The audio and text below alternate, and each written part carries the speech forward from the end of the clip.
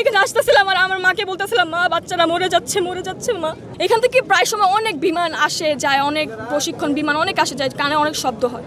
তো কালকে যখন এখানে জিনিসটা আসছিল, যে এত জোরে সাউন্ড আপনারা জাস্ট কল্পনা করতে পারবেন না, মানুষের কানের পর্দা ফেটে যাচ্ছিল। জিনিসটা আমি জাস্ট 5 সেকেন্ডের মধ্যে দেখি এখানে এসে পড়ছে। আমি জাস্ট কল্পনা আমি জাস্ট বুঝতেছিলাম না যে আমার কলেজটায় হচ্ছে কি। হঠাৎ করে দেখি বাচ্চাদের কলেজটা ফেটে, আগুন ফেটে এই উপরে উঠে আসছে। আমি বলতেছি এখানে তো অনেক বাচ্চারা আছে। আমি দৌড় দিয়ে এখানে আসতেছিলাম আর আমার মাকে বলতেছিলাম, মা বাচ্চারা মরে যাচ্ছে মা।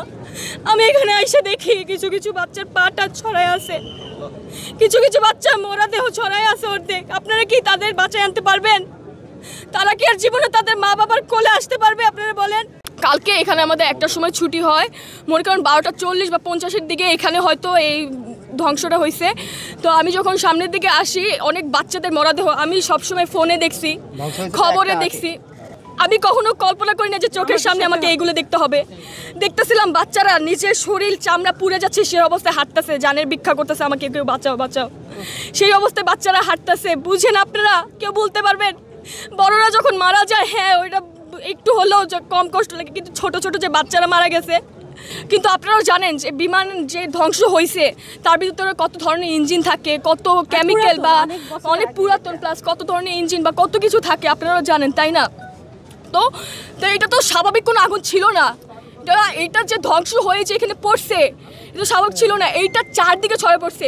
সেই মুহূর্তে স্টুডেন্টদের ছুটি ছিল, তারা বাসা যাচ্ছিল। এই যে আমাদের যে রাস্তাটা দেখতে পাচ্ছেন, এখানে স্টুডেন্টরা তারা প্রায় হেঁটে হেঁটে যাচ্ছে। কে বা বুঝতে পারছিল জিনিসটা কি আস্তে আস্তে হয়েছিল?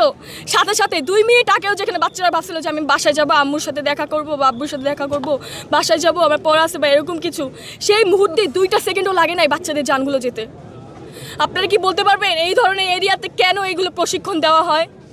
কোন দেশে বসবাস করছি? আমি কালকে কার ব্লেম দিব আমি বুঝতে পারতেছিলাম না। যে ছড়াচ্ছেন এটা 2013 সালের বিমান, আসলে সেটা না, সেটা হচ্ছে 1966 সালের বিমান। এত ফেক নিউজ কেন ছড়াচ্ছেন যে 19 থেকে 20 জন বাচ্চা মারা গিয়েছে, যেখানে হচ্ছে 200 জনের মতো বাচ্চা নিহত হয়েছে, আহত আরো অনেকে হয়েছে, এখনো নিখোঁজ অনেকে, অনেক বাচ্চা মায়ের বুক খালি হয়েছে।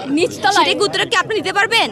যে বলছেন যে আমরা স্বাধীন বাংলাদেশ করেছি, সেই 2024 সালে 5ই আগস্ট আমরা স্বাধীন হয়েছি। আমরা কি এটার জন্য আন্দোলন করেছিলাম যে যেখানে বাচ্চাদের সেফটি? সরকার চেঞ্জ হয়েছিল, এগুলোর জন্য আমরা বলতে পারবেন সরকার কেন চেঞ্জ হয়েছে? তারা এত আধুনিক বাংলাদেশ তৈরি করতেছে। দাবি এই যে এই এত পুরানা বিমান দিয়া কেন এই ট্রেনিংগুলি করা, আর এই ট্রেনিংগুলি কেন এইসব জায়গা আনে? বাইরে এরিয়া আছে, দিনাজপুর আছে, পঞ্চগড় আছে, চিটাগাং আছে, এইসব জায়গা করাইতে পারে। এইসব জায়গা বাচ্চাদের উপরে কেন করলো এই জিনিসগুলি? মর্মান্তিক ঘটনা। আমার কান্দন, আমার চোখের পানি কালকে আমি ধরে রাখতে পারি না। যে মা বাপের কাছে বাচ্চা বলে আসছে যে আম্মু আমি স্কুলে যাচ্ছি, দুপুরে আমি এই জিনিসটা খাবো, সে জিনিসটা আমি খাইতে পারি নাই।